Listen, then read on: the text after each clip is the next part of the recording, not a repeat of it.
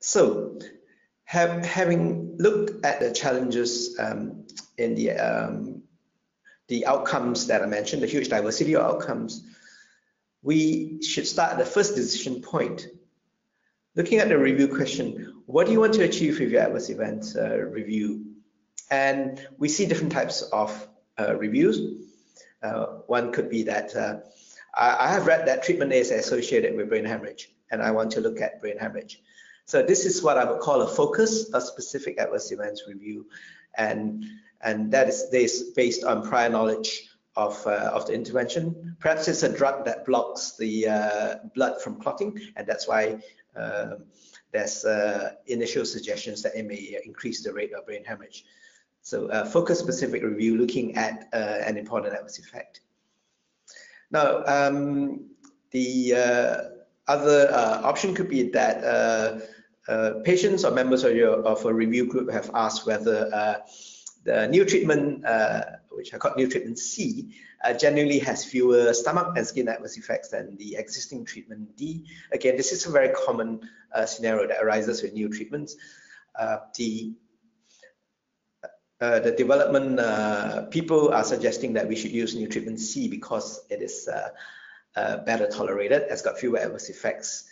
And so again, there are some specific adverse effects of interest here. So you might be looking at stomach ache, or nausea, or vomiting, or skin rash, skin reactions as part of a systematic review, and that'd be an entirely reasonable approach.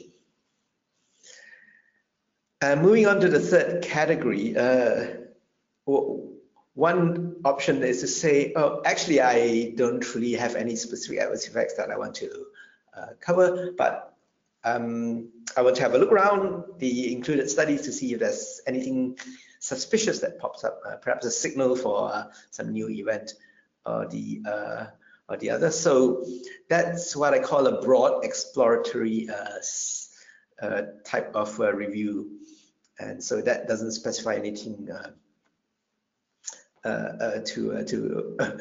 to focus on. So based on those study questions, I would suggest the following potential approaches to the review question. And this is pretty critical because once you've decided your review question, it helps you determine what study designs, what such strategy to adopt, what type of data sources you need, and so on. So this part is pretty critical.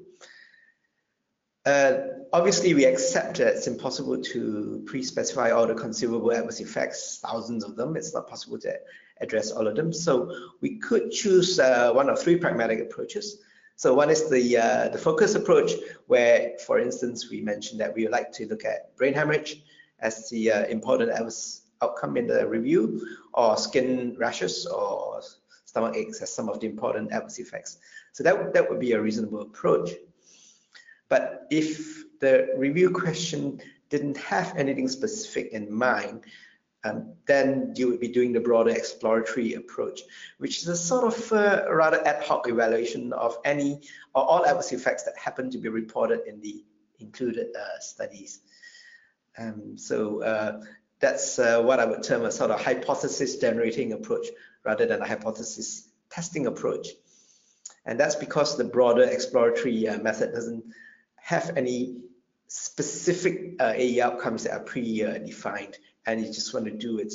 It's a bit like what I would call a bit of a fishing expedition in some ways. Most people do choose an approach that covers a bit of both, actually. So let's see how we could do that. So the targeted hypothesis testing approach, as I mentioned, you would pre-specify a few important adverse events of interest in the same way you would for intended outcomes. Now, most reviewers ask the question to us, how do we decide which adverse events are of interest? And there are a number of reasonable ways of doing this. You could do a preliminary scoping look for relevant issues that have been discussed in the literature. Another approach could be to look at mechanistic plausibility. So if you know it's a surgical procedure, then it's perfectly legitimate to specify wound infection. If you know that a drug blocks the blood clotting and this could lead to bleeding, then it's perfectly legitimate to specify bleeding as a major adverse event of interest. So that's one way of selecting relevant events. The other way is to look at signals that we identified in earlier studies. So for instance, pharmaceutical trials, there are phase 1 and phase 2 studies that are designed to evaluate safety, and there may be signals that appear from there. This may include a correspondence with regulatory authorities. So regulatory authorities have often had a look at the product beforehand and made a list of safety issues that need to be evaluated.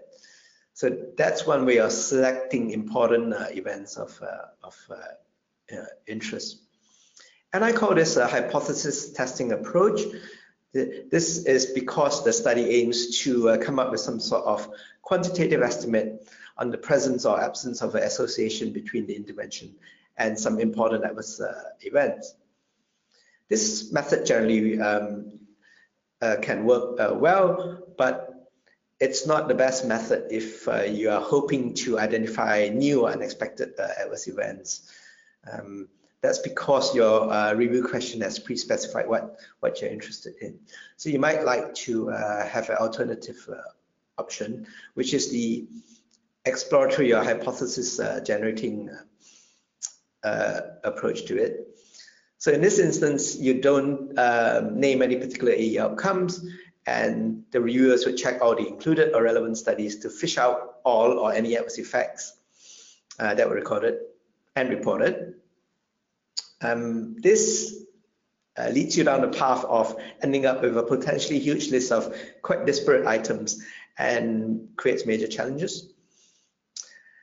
So while this method could help to detect new or unexpected issues, there will be large chunks of very variable data. It will be affected by multiple testing and post hoc decisions of what to include in your huge table of data. And so the weakness of this method is that it generates potential new signals, but it's not confirmatory. There's no hypothesis being tested here, and you would tend to write it up as a exploratory post hoc analysis, and suggest that further evaluation is needed to follow up the signal. So no firm conclusions could be drawn from that. Now, a bit of both is what I call the hybrid approach. So if you have identified a few adverse events that are of major concern, then you could specify your main focus to be on those few important adverse effects. And you could have a subsidiary exploratory section on any new or unexpected adverse effects that emerge during your evaluation of the published or unpublished data. How do we decide what are the few important AEs? Well, I mentioned scoping searches, discussion with clinical experts, or looking at regulatory material. So an important adverse effect could be something that's rare but very serious. So it could be death, or it could be a stroke or a heart attack or something. So a serious event that's rare. But it could also be a common event that's not very serious. So something like an itchy skin rash, or nausea and mild vomiting. If it occurs in like 20 or 30% of people, this could have important implications for patients who are interested in taking the intervention. So important AEs need not be serious or rare. It could be a common but irritating adverse effect. So the hybrid approach could deal with important AEs as well as some exploration of new unexpected events.